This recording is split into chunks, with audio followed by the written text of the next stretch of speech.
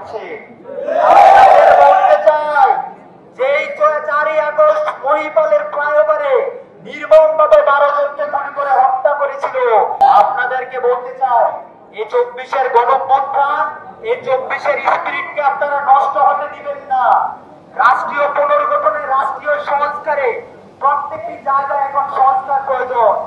দেশে মনে করে এই মুহূর্তে 1972 সালে সংবিধান দিয়ে 24 চলতে পারে না। এই রাষ্ট্রীয় পুনর্গঠনের জন্য সর্বপ্রথম সংবিধান প্রণয়ন প্রয়োজন। এখনো খুনি হাসিনার ফ্যাসিবাদী সিস্টেমের এই ফ্যাসিবাদের দোসররা এখনো সগর্বে বিচরণ করছে। এই বাংলাদেশের প্রতিটা সেক্টর থেকে এই ফ্যাসিবাদের দোসরদের তাড়ানোর আগ পর্যন্ত আমাদের লড়াই চলবে। আমাদের এই নতুন বাংলাদেশ নির্মাণে ফ্যাসিবাদী ব্যবস্থাকে বিলোপ করতে আমাদের সবাইকে ঐক্যবদ্ধ থাকতে হবে। আমাদের সবাইকে দল, মত, ধর্ম, বর্ণ নির্বিশেষে সবাইকে কাঁধে কাঁধ মিলিয়ে কাজ করতে হবে। আমরা কোনো ফ্যাসিবাদ সরকারকে আর ক্ষমতায় আসতে দিব না। যদি কোনো ফ্যাসিবাদ আবার ক্ষমতায় আসে, তাহলে আমরা আগের মতো আন্দোলন করে তাকে নামিয়ে দিব। আমার ফেনীর ভাইয়েরা, আপনাদের কাছে আমি একটাই অনুরোধ করব, আপনারা এক ছিলেন বলেই ফেনীর মানুষের এত অবদান ফুটে উঠেছে। আপনারা কোনোভাবেই নিজেদের মধ্যে বিভেদ ঘটাবেন না।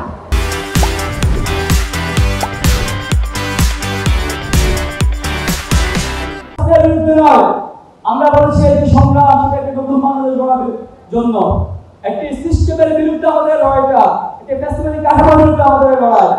আমরা নতুন রাজনৈতিক বন্দোবস্তের কথা বলতেছি, যে রাজনৈতিক বন্দোবস্তের গুম, খুন, ত্রাসের সংস্কৃতি থাকবে না, যে রাজনৈতিক বন্দোবস্তের মানুষের পাশে থাকবে, কথা বলার স্বাধীনতা থাকবে, গণতন্ত্র থাকবে, সুশাসন নিশ্চিত করার জন্য যেখানে সাম্য, মানবিক মর্যাদা, মানুষ হিসেবে মানুষের যে মর্যাদা, এটা সরকার হবে, গণতন্ত্র সরকার, এটা তারুণ্যের সরকার হবে, তারুণ্য বাংলাদেশ বিনির্মাণে এগিয়ে যাবে।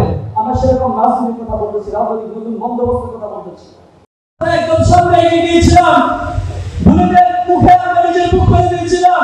আমরা শুধু একটাই স্বপ্ন দেখেছিলাম যে আমরা নতুন বাংলাদেশ গড়ব, যে বাংলাদেশ 1971 সালে স্বাধীন হয়েছিল, অনেক প্রত্যাশা নিয়ে স্বাধীন হয়েছিল, কিন্তু সেই প্রত্যাশা পূরণ করতে পারে নাই। আমরা সেই প্রত্যাশা পূরণের লক্ষ্যে আমরা নিজের বুক থেকে দিয়েছিলাম। আমাদের যে শহীদ ভাইরা আত্মত্যাগ করেছিল, আমি যখন শহীদ ভাই কবরের কাছে যাই, কোন শহীদ পরিবেশের সাক্ষাৎ করি, তখন শুনতে পাই কি নির্মম কাহিনী। পরিবারের একমাত্র সন্তান ছিলেন, তার ফ্যামিলির একটা তো আশা ভরসার জায়গা, কিন্তু সেই আশা ভরা সন্তানকে কোরবানি দিয়েছে নতুন বাংলাদেশ দেখার জন্য।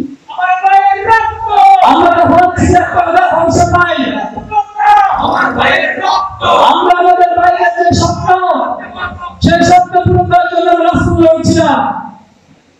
আমাদের শহীদ ভাইয়েরা স্বপ্ন নিয়ে জীবন দিয়েছে।